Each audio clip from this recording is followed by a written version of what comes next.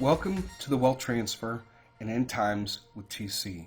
Today, I want to talk about Faketober. And it's amazing to see how many people this year, and especially over the last couple months, make all these prophecies about October.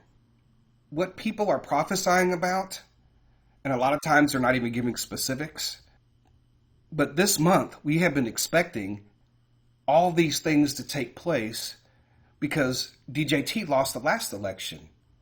And so a lot of people are trying to prophesy that all these different things are going to happen. Red October, October surprise. Folks, if you know anything about politics, you know there's always October surprises in elections. It's been happening for hundreds of years, and probably, depending on ancient societies that had a democracy where people voted, there was always some type of surprise before votes were cast. These so-called prophets are trying to take advantage of you and thinking that you're prophesying something that happens at every election. Of course, this is going to be a contentious election. Man, there's a lot of exposure, a lot of things going on. We know that if DJT gets in there, a lot of things are going to change, and they don't want that. And they're willing to do anything they can, including our foreign enemies, to try to prevent DJT from getting in the office. So there's a wide range of things that we have been talking about and discussing since DJT lost the election in 2020. People talking about Red October, October surprise, and these things always happen. And then people are saying, look, I prophesied all these things, and they didn't. They're just prophesying the news. Nobody knew what was going to happen with the whole thing with Diddy, and all of a sudden everybody's like, oh my gosh. But where were the prophets a year ago, 2 years ago, 5 years ago, 10 years ago, or 20 plus years ago when he started that whole thing? And it's funny to see that, here we are with the elections getting ready to come up, and every Trump prophecy that was given about his return and the elections and all that stuff was all fake and phony and lies concerning what these prophets told you. And they're trying to take advantage of you. I just saw a prophecy from Kent Christmas saying the wealth transfer is going to happen in 2025. What happened to his wealth transfer prophecy? By the end of 2022, it'll be known as the year of the wealth transfer. Stop allowing these people to take advantage of you, right?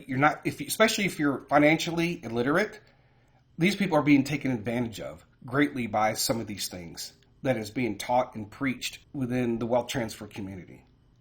These prophets who are doing this, there's going to be a lot of prophets that are saying all their prophecies were fulfilled for October.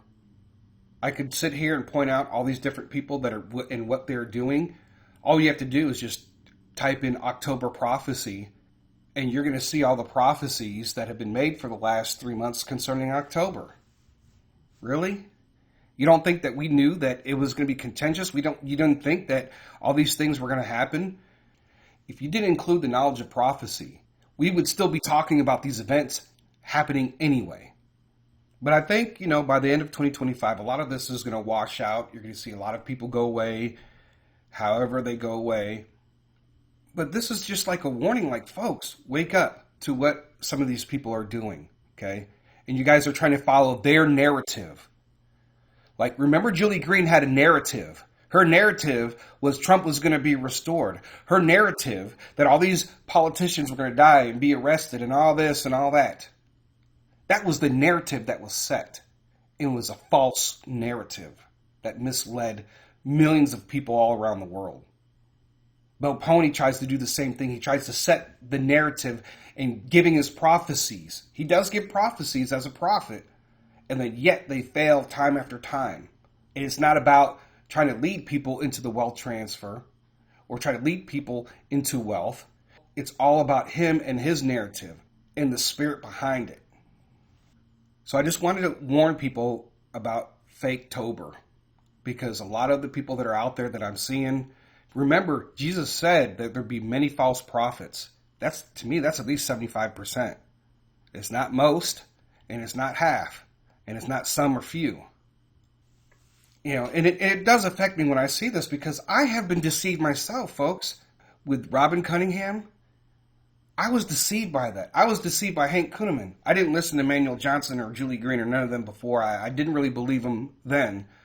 And I'm not going to allow myself to do it. And I don't want other people to do it. You don't have to always follow everybody I follow or think how I think. But stop allowing these prophets to use and abuse the name of Jesus Christ with prophecy. So anyways, that's all that I have for this. I thank you guys for listening. God bless. TC out.